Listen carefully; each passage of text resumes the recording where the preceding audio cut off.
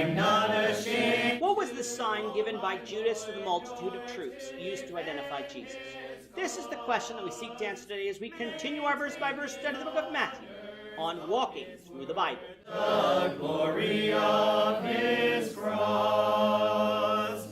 If you have a Bible with you, you can turn to Matthew chapter 26. We're going to be reading from verses 47 to 56. If you don't have a Bible, don't worry. Just follow along with us on the screen. The version that we'll be reading from is the New King James Version. So, Matthew chapter 26, beginning at verse 47. And while he was still speaking, behold, Judas, one of the 12, with a great multitude with swords and clubs, came from the chief priests and elders of the people. Now his betrayer had given them a sign, saying, Whomever I kiss, he is the one. Seize him. Immediately he went up to Jesus and said, Greetings, Rabbi, and kissed him. But Jesus said to him, Friend, why have you come? Then they came and laid hands on Jesus and took him. And suddenly one of those who were with Jesus stretched out his hand and drew his sword, struck the servant of the high priest, and cut off his ear. But Jesus said to him, Put your sword in its place, for all who take the sword will perish by the sword. Or do you not think that I cannot now pray to my Father, and he will provide me with more than 12 legions of angels? How then could the scripture be fulfilled that it must happen thus? In that hour Jesus said to the multitudes, Have you come out as against a robber with swords and clubs to take me? I sat daily with you teaching in the temple, and you did not seize me. But all this was done that the scriptures of the prophets might be fulfilled. Then all the disciples forsook him and fled.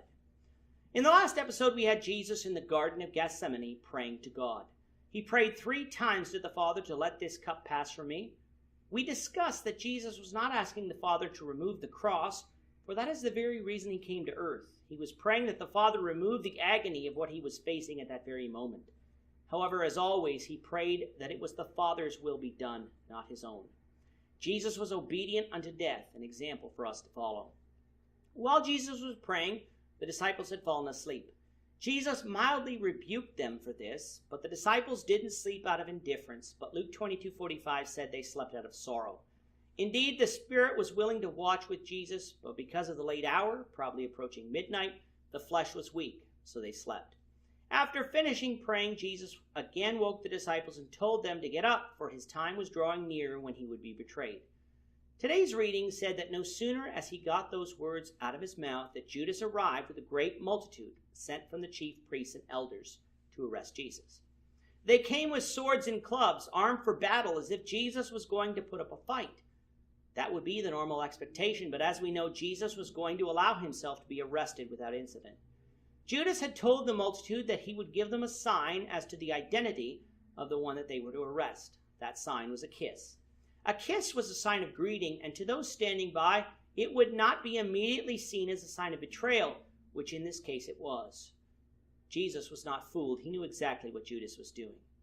Now why, you might ask, did the multitude need a sign? Didn't they know who Jesus was? I guess our confusion comes from the fact that we live in a world of electricity and street lights.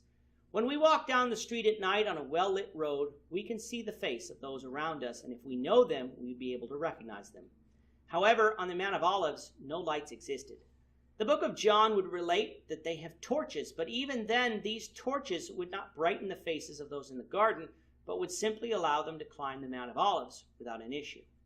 With Judas having been with Jesus for now 3 years, he knew who Jesus was, even in the dark. So identifying Jesus with a kiss was a quick way to ensure that it was actually Jesus who was arrested. After Jesus had been taken, one of the disciples took his sword and struck the servant of the high priest in the ear and cut it off. We do not read of this disciple's name or the name of the high priest's servant, but since the other Gospels will reveal that, we'll save those details for our study of those books.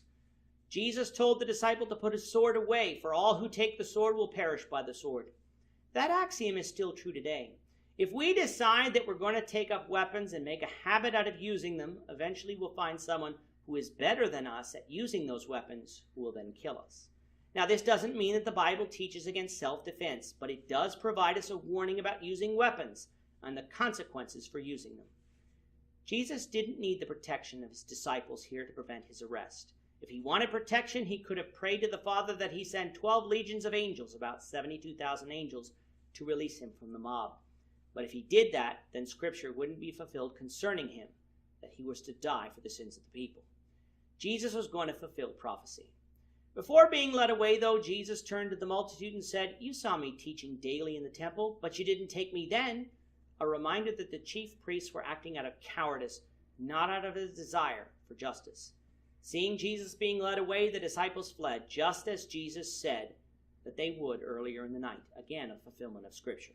With that, our time is up for today. Lord willing, we hope you'll join us for tomorrow's discussion in Matthew 26, verses 57 to 68, as we continue our walk through the Bible, one verse at a time. I'm not ashamed. Thank you for watching today's episode. We hope that you found it edifying and ask that you not only subscribe to our channel and podcast, but that you like and share this episode among your friends, so that the saving gospel of Jesus Christ can go out to the whole world. Of his cross.